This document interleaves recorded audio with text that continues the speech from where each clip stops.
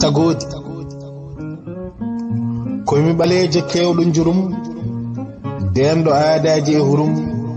waɗi hitande ko ndeɗo dande hirjinannore sekannode e nder jammaji bajubindi ñifno Abdoulaye Ali Diallo lollirnoɗo jallis e gurdam muɗum jibina ko hitande 1990 to Mboyo Waalo ko ɗon ni o waɗi jangde makko lesre o yabani jangde makko hakkundere lycée Lamine Gueye mo Dakaru ko ɗon o ɗacciri jangde tubakiri adurande nde wonno on saaha pullar in ñiklannomo no feewi ha battini e gurdam makko o jokku e jangde makko tawi ko ɗen golle ko yowiti e jangde o heɓi janginde pulaar e wuro Nouakchott lamurgo lesdi Mauritanie e Mboyo kamni e yaare law muyaade ɓeydi yaaje o ɗacci janginde o filliti hankadi artude e wittuji jilaw guri e ko mofte muɗum o waɗi hebloɓe to Ndar ngal ɗon dawal ɓenni jilluji e nder Fuuta wontinima hankadi goƴa ɓurka tengtude ko nden noon o taaɓi Ndar ha to Bakel ko ɗon kadi o jokkodiri e Tijani An tawi jeeyi on sababu ko Abou Yero Penda mo jama alwali e kitalu 1999 ha hitande 1999 Jallis naati e Jamano FM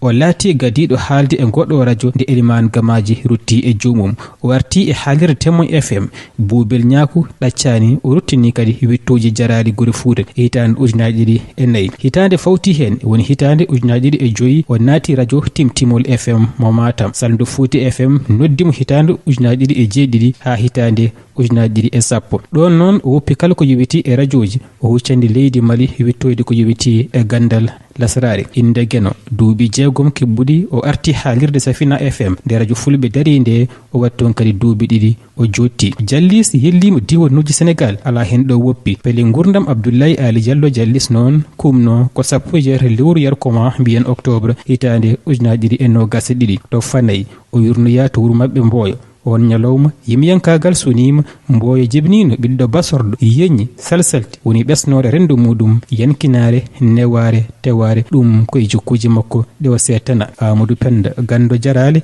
Allah rokkino ɗum kay gar wonde kala neɗɗo andude hoore muɗum humpitade iwdi mum asko mum jarale tariri muɗum gorko jakkowane jombode ñolle ngoral